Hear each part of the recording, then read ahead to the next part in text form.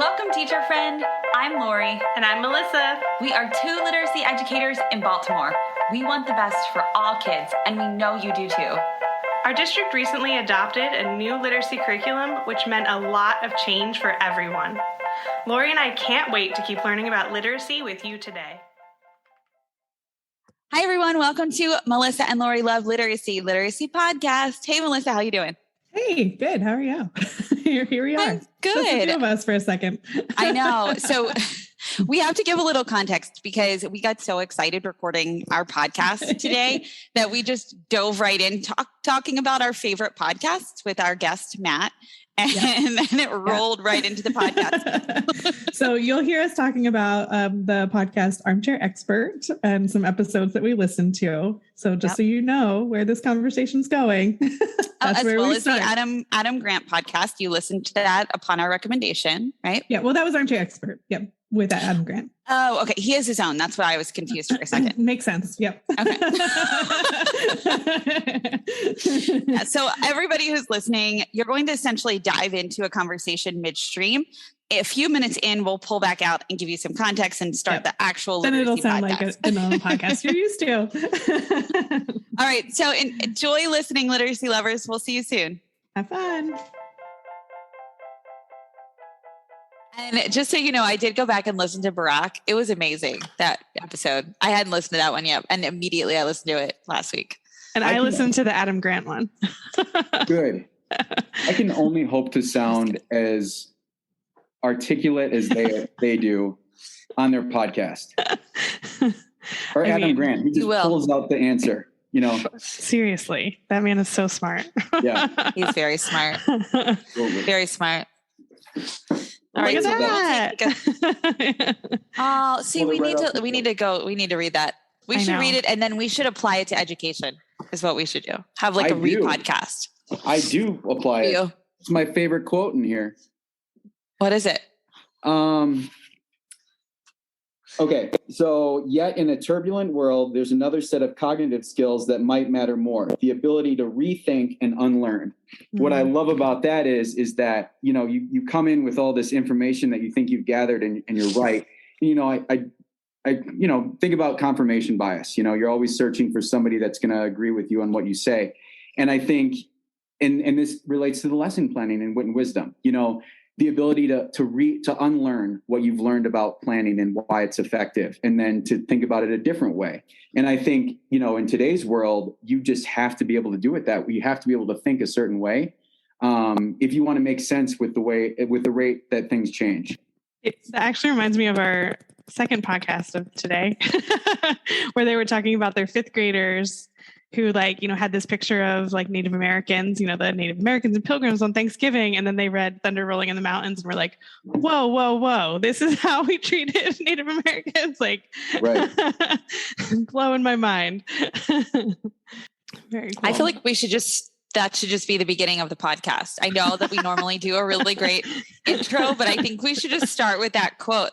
Are you going to kill me, Matt, if we just keep that? No, not at all. Okay. So there we go. There's the start to the podcast. Welcome to the podcast, everyone. Welcome to Melissa and Lori Love Literacy. We're having a different opening today because it's our third podcast of the day, and because we have a fantastic guest who we found out we all are big fans of Armchair Expert podcast. And so Matt began us with a quote by Adam Grant from, is it Think Again? It's called Think Again, right? Think Again, yeah. Yeah. So welcome, Matt. Welcome to the podcast. Welcome. How are you? I am great. I'm so happy to be here and talk with you both. You know, this is just, you know, something I'm very passionate about. So I'm glad we get to talk literacy today and wit and wisdom and share with everyone just the success we've had here at our building. Yeah, and during your first week of school back, right? Right. You know, that's always the best time. No. To do a podcast. No time like the present to just jump into an hour, when you have an hour free of your day. It's definitely during the first week of school, right? Oh yeah. As an assistant principal. Yeah, totally. All the free time in the world. Well, thank you so much for making time for us. We appreciate it. Yeah. Of course.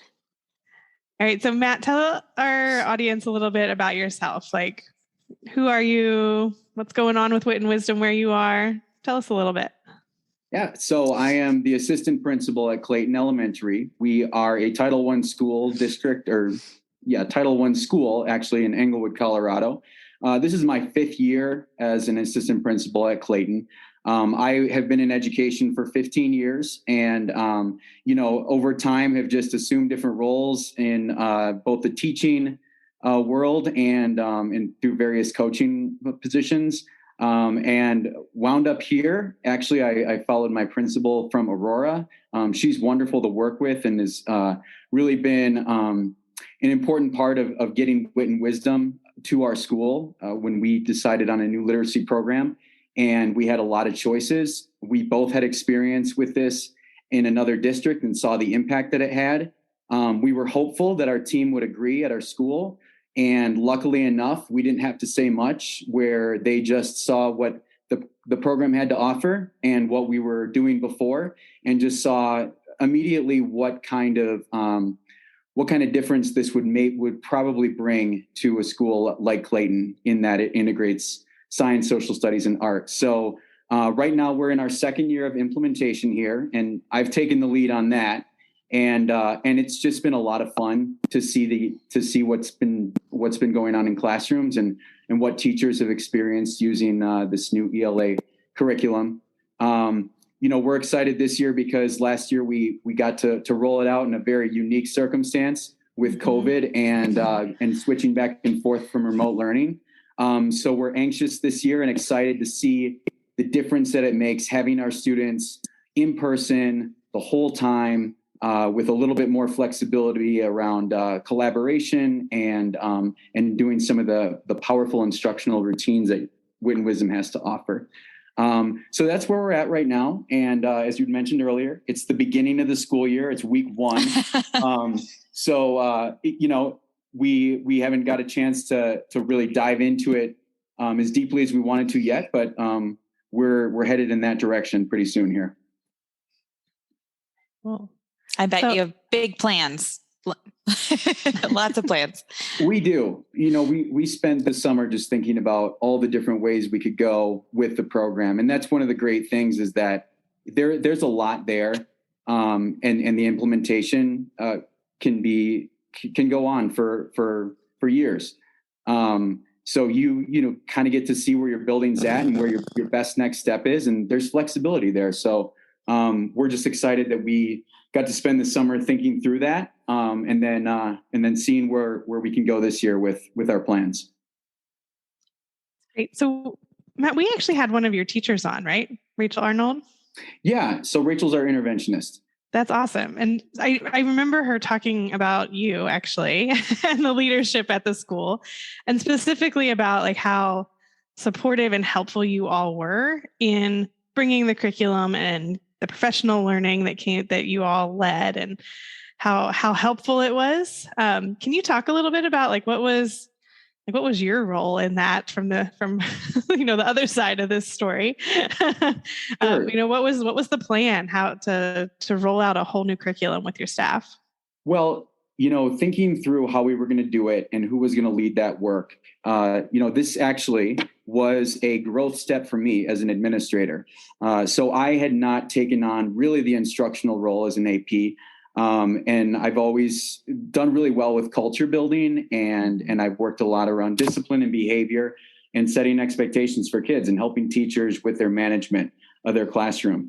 So this was brand new for me. And I think what really made a big difference is I had to do a lot of learning. And so I was very passionate about collaborating and thinking through steps with other people and soliciting knowledge from my staff. And we have a lot of very experienced teachers here, and teachers that are very passionate about English language arts. And Rachel is one of them. And so I think that it helped with the collaboration, in that I came in it just ready to learn and ready to be flexible and listen and really use the knowledge that's in our building.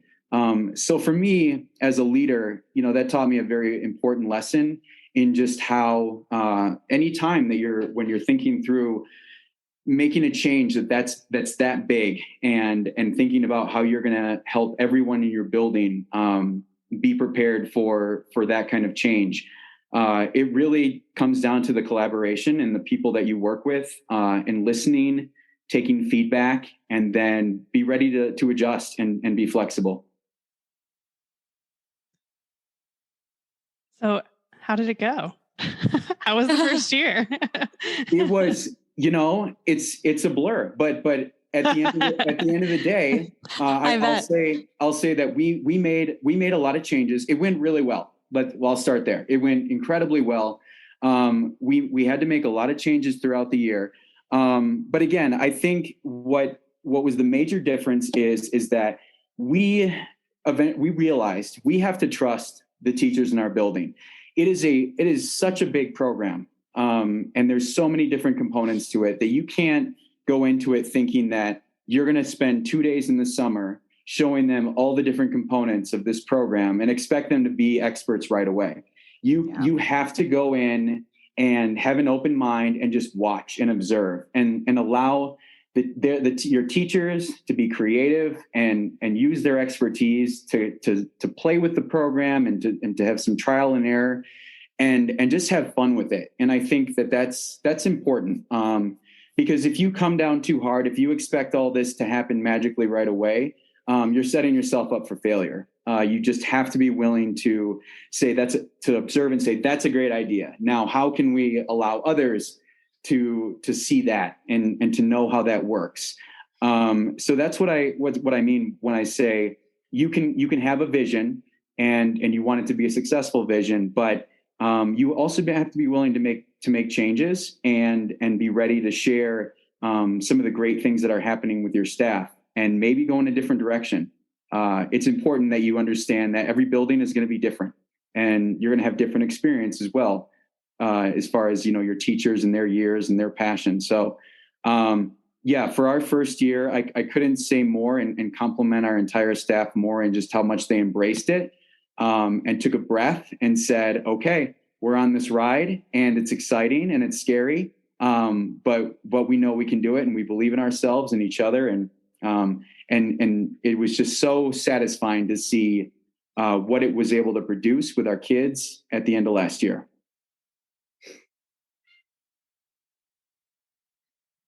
I'm curious if you can get into some details around what this really looked like with teachers. I feel like you mentioned narrowing the focus a bit and planning long-term, but yet being flexible to reflect and then shift a little bit as needed. So based on what you're seeing in classrooms. So I'm curious if you could elaborate on that a bit more for us. Sure. So last year we right away needed to cut our literacy block down to 60 minutes from what we typically get between 75 and 90 minutes. That being because of hand washing and narrowing changing the entire schedule. So when we say narrow our focus, again, going back to all the different components of wit and wisdom, but looking at what is the major difference between wit and wisdom and the program that we were using before. And wit and wisdom is very content driven. It's all about the content. It always goes back to the text.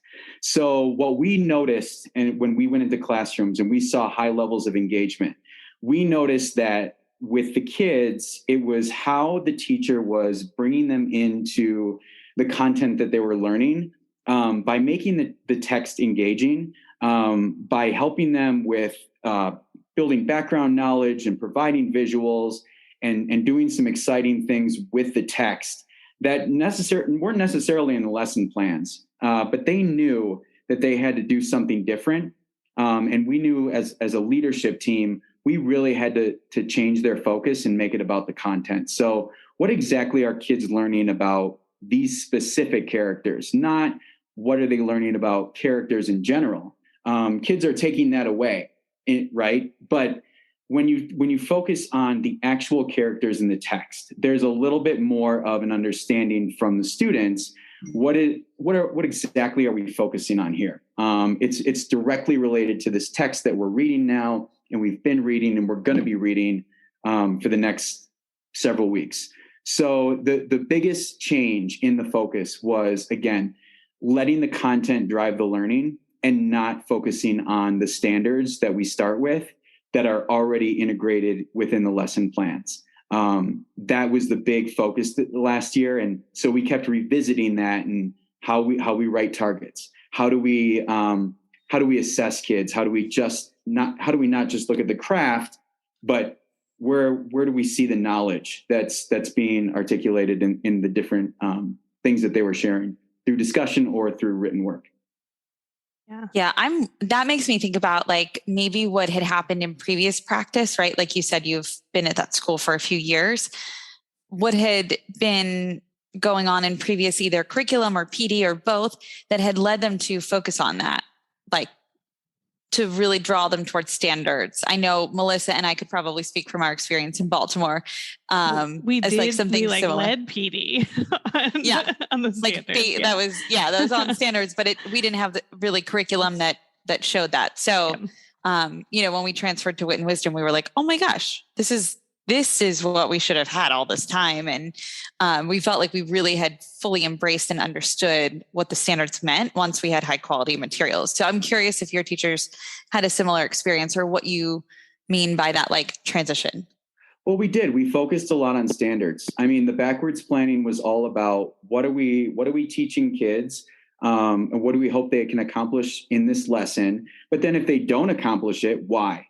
And so when we're backwards planning and we're looking at student work and we're saying, well, this kid didn't understand the main idea. Well, why? Why didn't they understand the main idea? Do we just reteach main idea? Or is it just this main idea that they didn't understand? And that's big. I mean, main idea is huge. That's huge. Yeah. I can't understand the main idea of a medical text, but I consider myself a pretty strong reader. So it came down to changing that mindset, but then also there's got to be some teaching that's done with your staff. And there's also got to be people kind of processing that and letting that sink in a little bit, because I think with anything, when you're used to doing something for such a long time and you're asked to suddenly change it, then you're curious as to what that looks like. So you have to understand that, it might not be as easy to be able to tell whether or not this kid is becoming a strong reader or that they're able to understand complex text. They're going to have a body of evidence over time, and maybe not at the beginning do you see this fantastic reader. But once they've spent some time with the content, looked at some of the vocabulary, you start to see these new skills develop. And by the end, you see them produce something completely different. Also, again, when it's content related, you have the opportunity just to see what they're doing with these specific characters and what they're doing with this specific setting, and how they summarize this text at different points. So you get a lot of opportunities to reassess. So that's another thing where you're not planning to reteach and you're trying to come up with something on the fly, but it's already there for you. It's through that cycle. So I think that's another thing that people saw along the way that Wit and Wisdom offers, is that you have multiple opportunities to see this kid or this student, demonstrate their understanding and their learning and what they know about the standards. I think your point is such a good one too, because I mean, we've talked about this before, but we haven't talked about it in a while. It's just like ELA is so messy, right? Because like you brought up that example of the main idea, right? But maybe all three of us get a main idea question wrong for this text, but like maybe my reason for that is because I couldn't read it fluently. So that got in the way. But maybe Matt, yours is the vocabulary got in your way. And maybe for Lori, it was the background knowledge that got in the way, right? Like so just because we all got a question wrong, it still is like, for a teacher, hard to know that why that you brought up. But I like that that's the question now, instead of just okay, well, we'll just reteach main idea again, right? Because that's not going to help any of us. So I think that's a really great place to be. But I can see why it's hard for teachers to make that shift, because it's messy. Yeah, well, I actually. Oh, sorry, Matt. Go ahead. When you think about having to speak to it as well, right? I mean, when they have to give feedback to a student or to a parent at a conference, and parents are used to hearing, they struggle with comprehension. They don't understand made idea, things like that. So what feedback do you offer now if you're noticing the kid's not quite getting there? So it's not just a change in how you teach, but also in how you give feedback. So it's a lot to take on. And fortunately enough, they get to repeat that process over and over and over again and see, just how their vocabulary develops around how do you give feedback around this skill. How has it changed over time? I'm curious, like what you used to see and now what you see. Like, do you feel like that there's been an evolution? Absolutely. So what I'll say is at the beginning, there were a lot of questions, and there was, a lot of people that just expressed how confusing it was to try to understand and do that with their planning. And I think over time, what has been a difference is, we didn't have a ton of time to spend with a text, and particularly like the longer novels that you see in 4th and 5th and 6th grade. So going through it once and having that repetition, and then knowing what you did at the end of each module, your second go around, you are much more prepared, or you're going in knowing how to prepare better. So I'll say the preparation has been the biggest change over time. And that will be even last year when we think from module to module, anticipating just how challenging that end of module task is, and the importance of every day looking at your lesson plan and saying, well, what is the important skill that they need to learn in this lesson that's going to transfer over to either answering a focusing question task or an end of module task.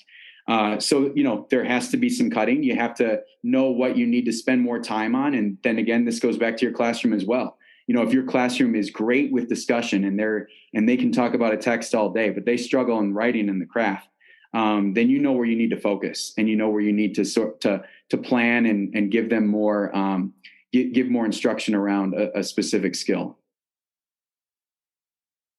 That's really helpful. Thank you for framing that in that way.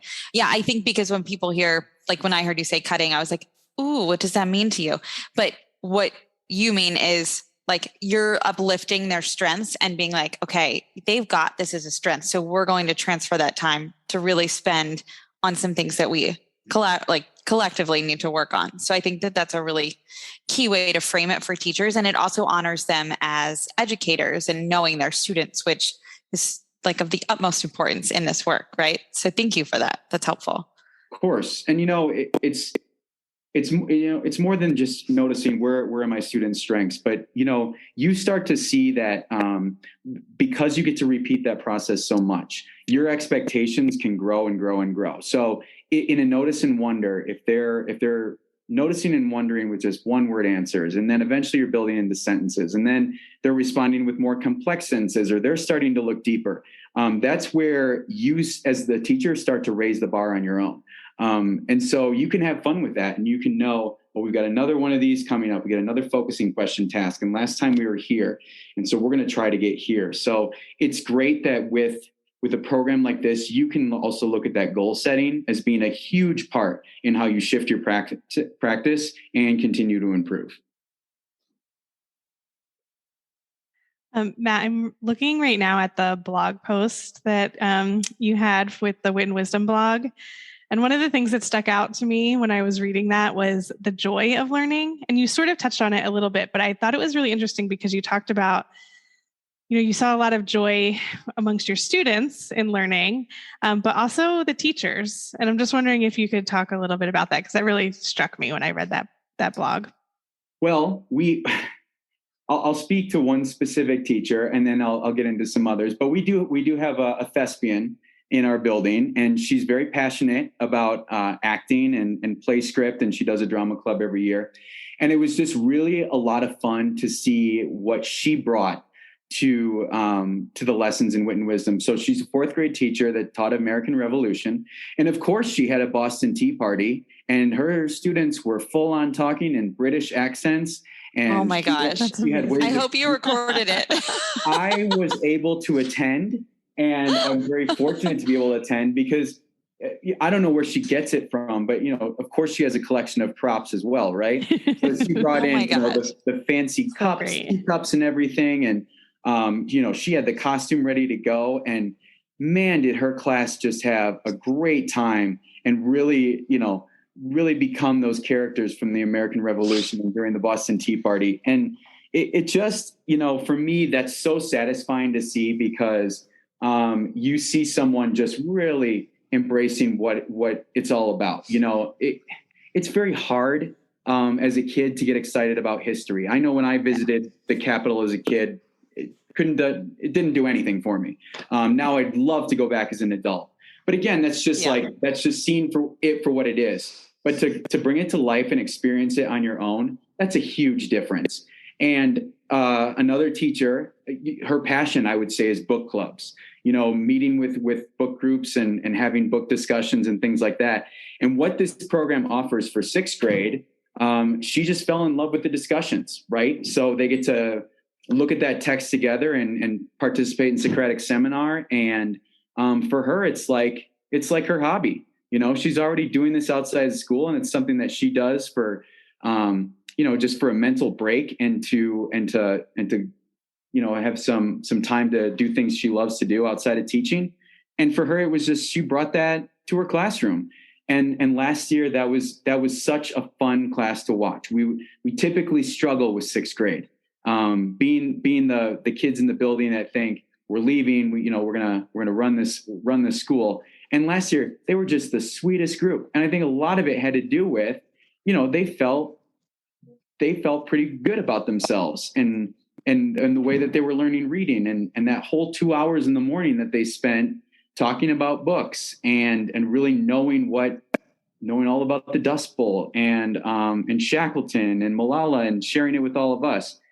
And they would just look up vocabulary words and use them. And sometimes it wasn't done the right way, but it was just funny to hear them try and say, hey, you know what? I want to make my paper better.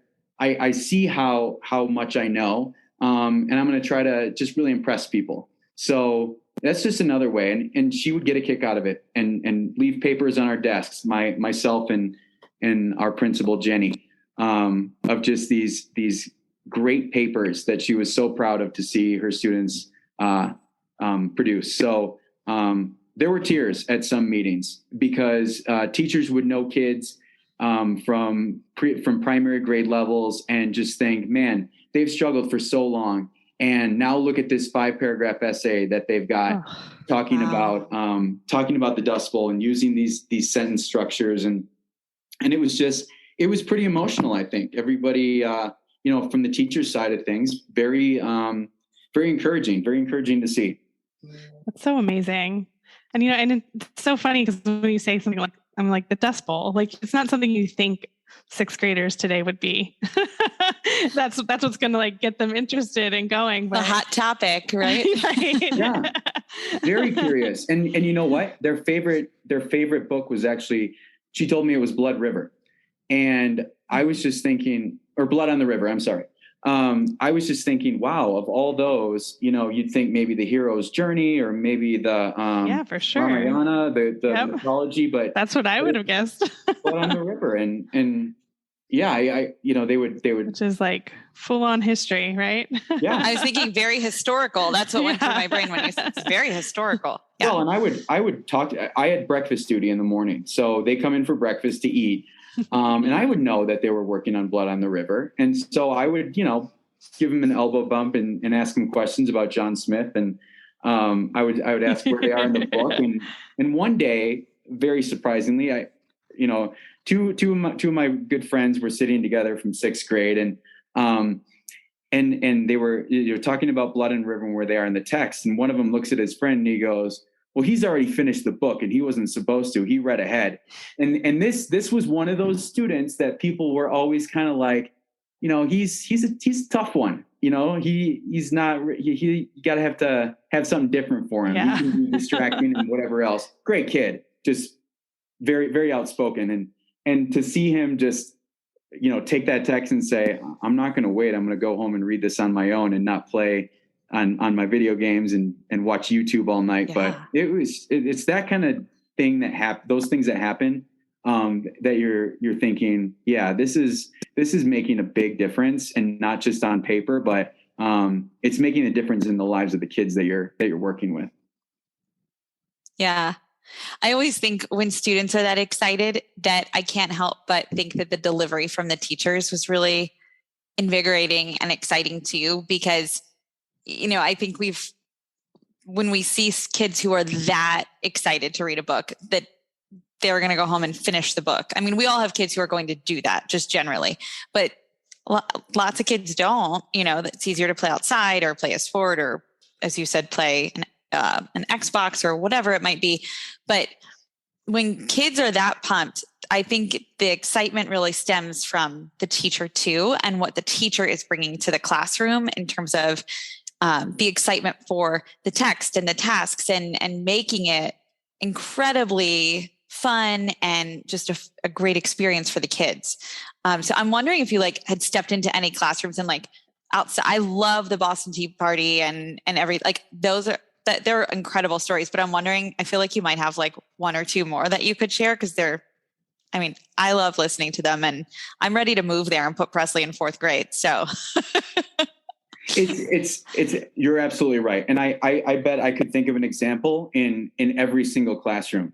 But you start to see, you've got 4 modules, and in every single grade, you're focusing on something different in all 4 of those. So you start to see when a unit or a module is coming up that a teacher is very, very excited about, because they have some connection to it, whether or not it was something that they love to read about as a kid, or just something that they're passionate about in general.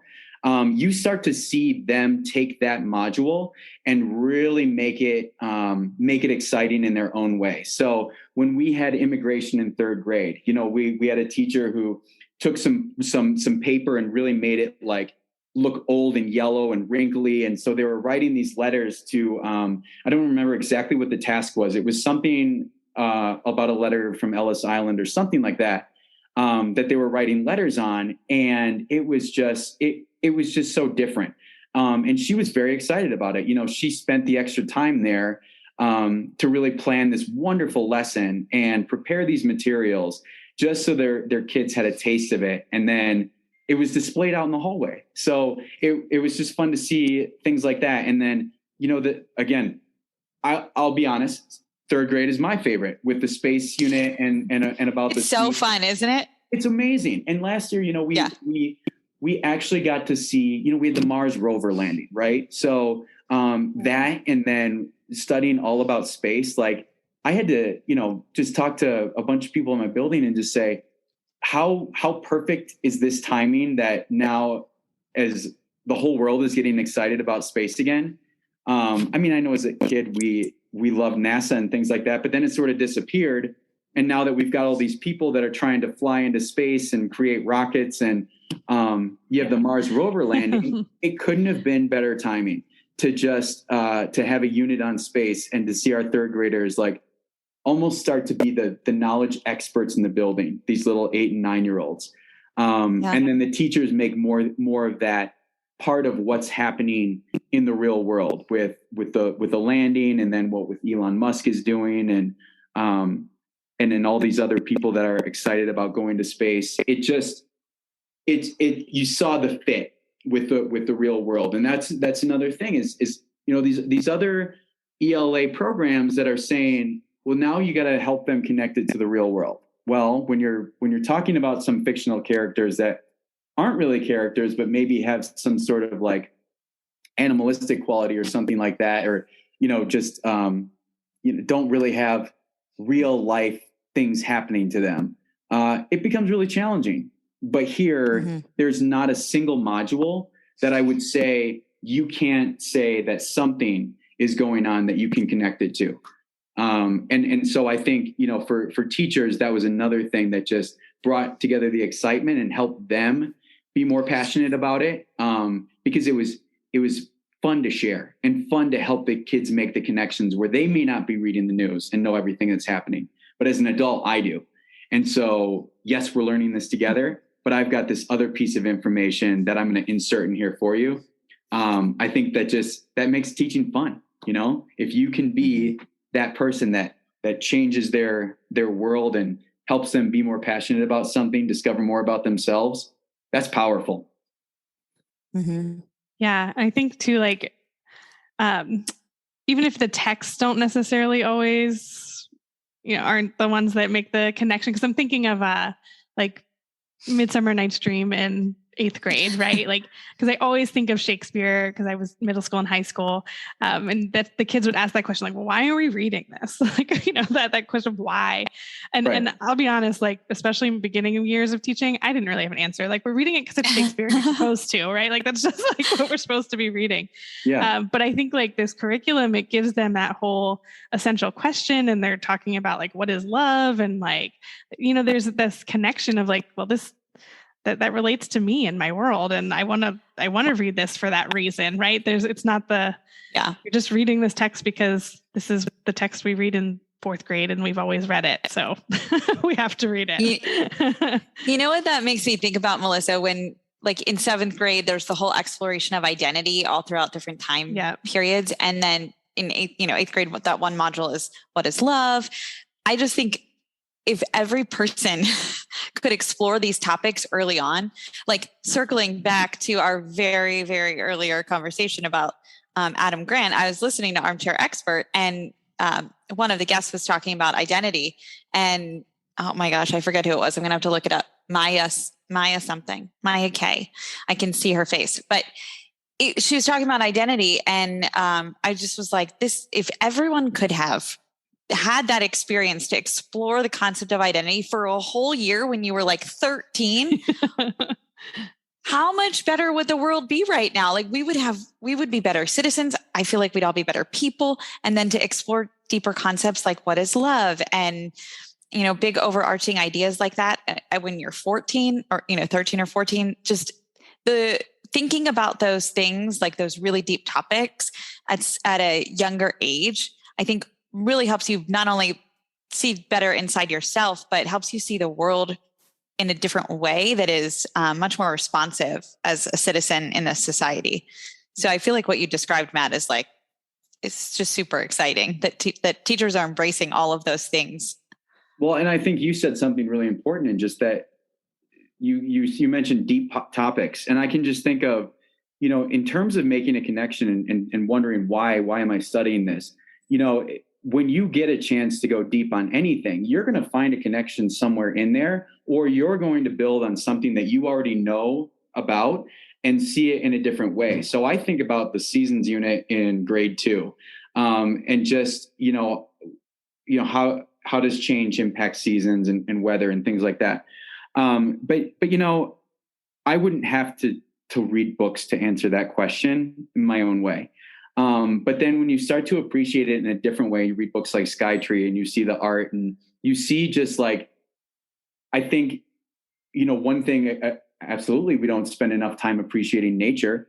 And we don't stop to observe the world right now because we're all so busy and moving so even fast. In Colorado? Well, that's my point. I mean, last year we even did a survey where we monitored students' physical activity, not Clayton individually, but the whole district, just concerned that they're going to be stuck inside. And what opportunities do they have to get out? And what's the impact going to be on them? And so, that's just another way of just saying, like, when you are reading text and you're going deep with any kind of topic, I don't think that you fully understand it when you just get a basic understanding. You've actually got to go to a different level with it. I know for me with leadership, I can't just read one book. I've got to read 50 books and listen to 100 podcasts just to get different perspective and make connections from all different places. So totally. I think that's important, really going deep, even if it is classical literature, even if it is Shakespeare, you don't know where it's going to make sense for you. And so, even for me, this program has taught me, well, hey, I've been reading a lot of nonfiction. I need to go back and maybe read some classics or not start to explore some other literature, because maybe my perspectives need to change on some things. So I think that's important that you said going deep in a topic. Yeah. And I think that people don't realize that does help bring the joy, right? When students can feel Like they're learning so deeply about something and then feeling confident about, now I know all this about space, or I know all this about the American Revolution that I didn't know before. That's some confidence that I don't think I had when I was little. Well, holding a conversation was tough. Answering the question, what did you do in school, was a challenging question. I don't know. Oh my gosh, it was so difficult, wasn't it? It was. I don't know. Yeah. So I transferred my son here 2 days ago, third grader. Oh, wow. He's been going to school in my district. Oh my gosh, third grade. Oh, yep. See, perfect time to change. I transferred him here, and he does a program in his school, the schools that he went to, and it was fine. But again, like I couldn't ask him what he was learning and reading, and if I did, it was one text one day and something completely different the next day, totally unrelated. And yesterday we're driving home from his first day of school, and he says, "Dad, did you know that the wave wasn't actually painted?" And he's talking about the photo of the Japanese wave that they look at, and we have the that picture woodblock in my print, house. right? Yeah, yeah, the woodblock print. Yeah. And then he gets into all these details about how it was done, and I said, "Wow, like, did you just pay attention?" And he said, "No, we had a discussion about it." And so he was all hyped up to talk to me for 10 minutes. And my 8-year-old doesn't want to tell me more than two things that happened. A kid got in trouble and we had to lunch. But this was, I'm jumping right into this very interesting piece of knowledge that I want to share with you. That's so cool. And you're absolutely right, Melissa. It's a different kind of confidence that they're not used to having. And that was the fun for me last year. I was in the lunchroom a lot. I knew what they were studying. So I would talk to every kid and I'd say, "Hey, what did you think at the end of Amos and Boris? Was that sad? Why was it sad?" And, they'd have a discussion with me and tell me and say, "Well, I almost cried." And really, why? And so it's just that type of thing that they're so comfortable with it. And they really get to kind of share their opinions and what's excited them. And that wasn't like that before. It was not even close. Very cool. Well, Lori, is it time?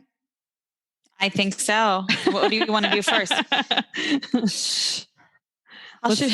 How should we end this? You want to do advice or you want to do question? Let's do question. Yeah. All right. I'm going to flip my cards. All right. Love being put on the spot. Oh man. Okay. This is funny. All right. So I will give you two choices in case you don't want to do your, the one of them. So this comes to you courtesy of Poddex, which you can thank some other podcasts that I was listening to. I found these. All right. Two choices.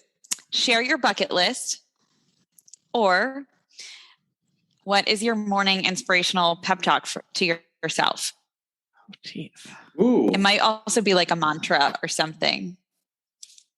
Right. So those are both really, really good. And my bucket list, it's endless.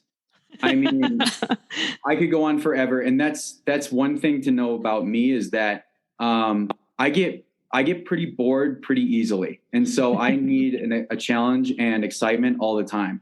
So it's been everything from I'm going to run an Ironman by the time I'm 40 to I'm going to do the whole Colorado Trail by the time I'm 40, in terms of exercise. But I want to travel. I've never been to Europe. And so I'd love to travel and see these other places, in particular, all that I've learned around art.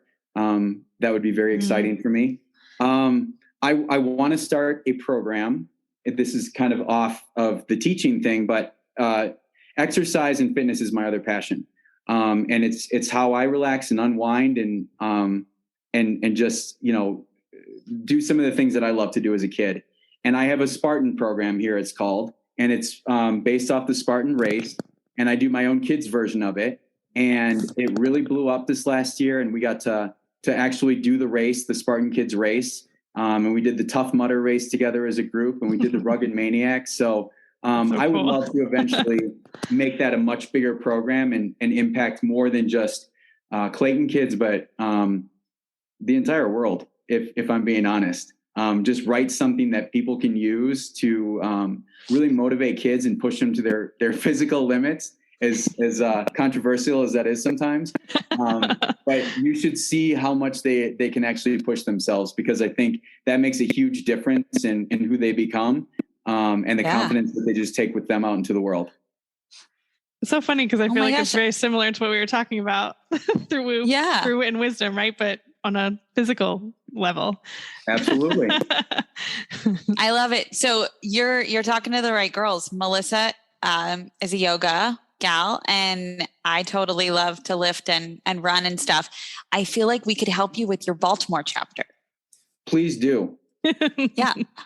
If you tell us what to do, we will start it up. I feel like I would love to. That would be amazing. I would totally be into that. I'd love to do that. So I'll share with you an article that was written about the program. It's on Spartan.com, but it's all about what we do. But in there is the actual workouts that we do with kids, and how they pass to different levels in their fitness game. I will absolutely share that with you. And Very you cool. can help me get started in the Baltimore side. I love it. We'll go east and kind of westish, like mountainish coast. That would be amazing. And I think that's so amazing.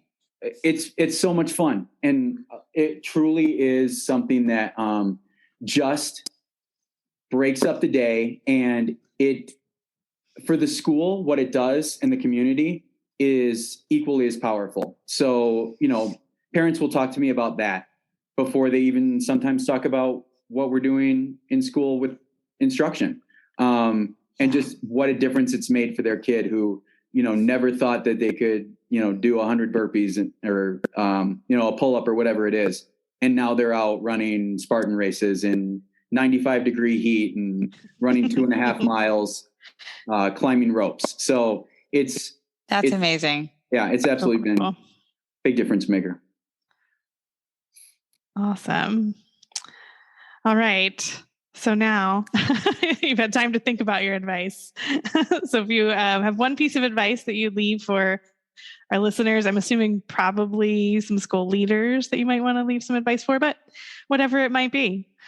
So this is Wit and Wisdom related? Usually, but... Okay.